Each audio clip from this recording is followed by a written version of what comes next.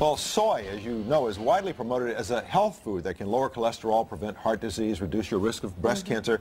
But there are numerous studies indicating that soy can actually be harmful for you. Joining us now is the author of The Whole Soy Story, The Dark Side of America's Favorite Health Food. Please welcome Dr. Kayla Daniel. Good to have you with us. And thank you. I know you're here to talk about a serious health topic, but I just want to call attention to these awesome shoes that you're wearing. Yeah. Because as Kayla walked over here, Janelle and I both said, hey, look at those shoes. So Great those shoes. are lovely shoes. Thank Okay. you. But you are here to talk about health. So let me ask you about soy, because for decades now we've been told about all the health benefits, and now I'm confused to hear that it may be harmful to our health. Well, what you've heard about the benefits, it's all about marketing. Soy is being promoted as a health food because that's what makes people buy soy. They don't buy it for the taste, or most people don't. So soy has been heavily marketed as curing everything from cancer to ingrown toenails. But the fact is it doesn't, and the studies are inconsistent and contradictory and mixed at best. And as for that rumor that soy prevents heart disease, yes, we do have an FDA-approved health claim on that, but you know, the American Heart Association last year came out and said, we made a mistake. Soy is not a health food. It does not prevent heart disease. Yeah. It does not lower cholesterol. Well, why did you start investigating soy in the first place? I did because I was seeing so many sick vegetarians and other health-conscious people, and that didn't match with what I was reading about soy being a miracle food, all those articles, the joy of soy, the soy Right. of cooking, Yeah. but I was seeing a lot of sick people, and that aroused my curiosity. And what kinds of illnesses were they suffering from? When adults start eating a lot of soy or drinking a lot of soy milk, we most often see thyroid problems. And that most often manifests as hypothyroidism with those symptoms of weight gain, lethargy, malaise, and loss of libido. That's a big one. Yeah. Babies drink soy milk now. Yeah. Mothers feed like formula with soy in it. Vegetarians eat soy for protein. And people who are lactose intolerant, you know, drink soy and use that instead. What do you do? You've just named some of the top risk groups. Babies are at the highest risk because soy formula is all they're eating. Little babies, vulnerable, key stages of their developing brains and bodies, and all they're getting is the soy formula. So what complications might we see in babies if they are fed a lot of soy milk? We don't usually see complications right away. They might not manifest until puberty. And at that point, with little girls, they're overly estrogenized. They may go through puberty early. And with little boys, they're estrogenized, and as a result of that, they go through puberty late, or in the worst cases, not at all. So getting back to what Janelle was saying about vegetarians and people who are lactose intolerant having relied so heavily on soy, what alternatives should they choose now to replace that? Just about anything is better than the soy. I'm not a fan of things like rice milk because it's high in sugar, but at least it doesn't have the estrogens. Coconut milk is wonderful for people, wonderful for their immune systems.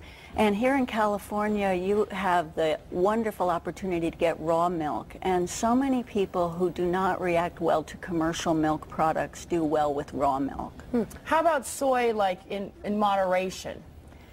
Moderation, not usually a problem for most of us, but by moderation, I would say no more than a couple times a week, and preferably things like miso soup or tempeh, some of those old-fashioned whole soybean products. But what we're seeing instead is people are drinking soy milk several times a day. They're eating edamame like it's popcorn. They're eating soy energy bars, soy nuts. They're eating a lot of soy, and those people are definitely taking a risk. And soy lattes, but there are probably, I don't mean to speak for other people, but there are probably people out there who, despite what they hear, are going to still eat soy because they believe in the benefits of it. So you would suggest that they just reduce their soy intake? They certainly should listen to the precautionary principle of better safe than sorry, because there's a lot of evidence that soy creates health problems. And I would just recommend that they eat it in the context of a rich and varied diet. And we should all be eating real foods, whole foods, not the junk foods, not the fast foods, and the more we stick with whole products.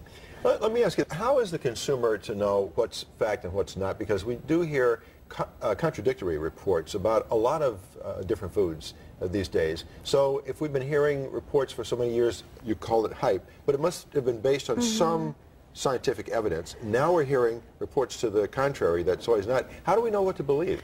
What we've got happening right now is the Israeli Health Ministry has come out and warned against soy. They've said babies should not get soy formula, that children up to age 18 should eat it no more than 3 times a week. and no more than once a day, and that adults should be cautious because of adverse effects on fertility and increased breast cancer risk. And the French Food Agency will soon require warning labels on soy foods. So that's happening, and some foreign governments are starting to look at this and say there are some risks with soy. Is there any difference between organic soy and soy just in products? If you're going to eat soy, you definitely want to go with organic because it's better. But the problem with soy is that those estrogens are in all soybeans, whether they're organic or whether it's genetically modified. How have your findings been received in the soy promotion community? What kind of feedback are you getting? They're not too happy with me.